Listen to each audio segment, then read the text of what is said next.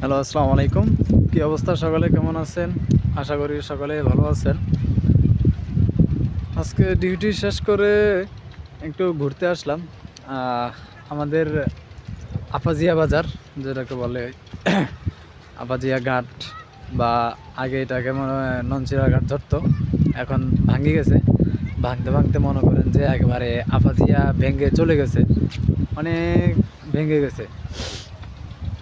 এখন এখানে আপনার আগে তো মনে করেন যে বোট ছিল, বোট চলতো বা স্প্রিং বোট চলতো, ফেরি আসতো না, মানুষের আসা যাওয়াতে অনেক কষ্ট হইতো।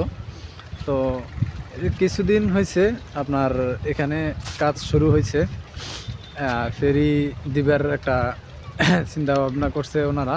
ফেরি দিবে, ফেরিতে মানুষ চলাচল করবে বা মালবাহী গাড়ি যেগুলো, ওগুলো ফেরিতে আসা যাওয়া করবে।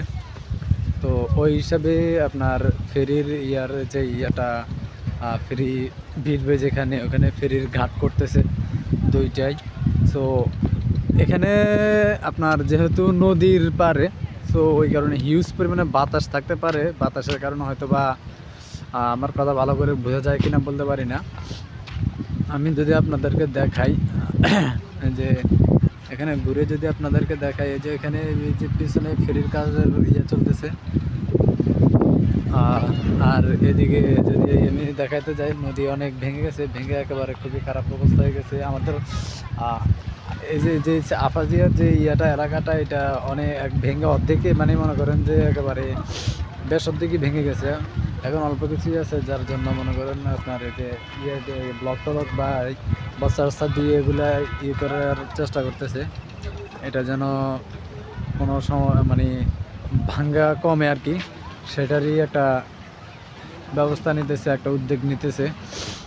আপনাদেরকে যদি সামনে যায়, আমি ফেরির যে ঘাটগুলো বানাইতেছে, এই ঘাটগুলো যদি আমি আপনাদেরকে দেখাই, চলেন একটু দেখি। আগে তো বেশিরভাগই মনে করেন যে স্প্রিং বোটের মাধ্যমে চলাফেরা করতো মানুষ, যারা মনে করেন যে আপনার আছে রুগী, বা মনে করেন যে যারা অসুস্থ লোক আছে, তারা চলাচল করতে অনেক কষ্ট হইতো। খুবই খারাপ অবস্থা ছিল, যার কারণে এখন এই উদ্যোগটা নেওয়া ফেরি দেওয়ার জন্য।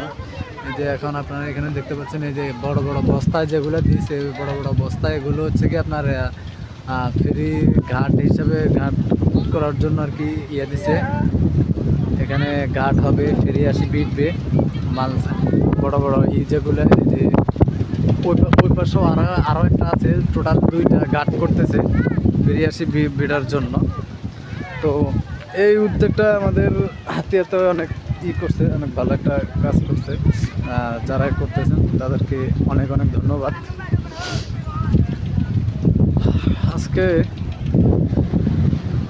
দুপুর 1টার দিকেই মনে করেন ডিউটি শেষ করে একটু ঘুরতে আসলাম। সারাদিন মনে করেন ডিউটি করি, বা এই যখন মানুষের সাথে বা কাস্টমার সাথে হ্যান্ডেল করি, অনেক সময় অনেক মেজাজ বা অনেক কিছু ফেস করতে হয়, যার কারণে মন মেজাজ অনেক সময় খারাপ থাকে। চেষ্টা করি এরপরে কিছুক্ষণ ঘোরাঘুরি করে মানে নিজের মন মেজাজ ঠিক করার জন্য, বা মনে করেন যে নিজের স্থির রাখার জন্য। কারণ মানুষ যদি সারাদিন প্রেশারে থাকে, তখন তার কাছে খুবই বিরক্তিকর লাগে, সব কিছুই খুবই বিরক্তিকর লাগে, যার কারণে একটু বাইরে হাওয়া বাতাস খেতে আসলাম, নিজের একটু রিল্যাক্স করতে আসলাম আর কি। তো আজকে এ পর্যন্তই। সকলে ভালো থাকবেন, সুস্থ থাকবেন, আর আপনাদের ছোট ভাইকে সাপোর্ট করবেন। আসসালামু আলাইকুম।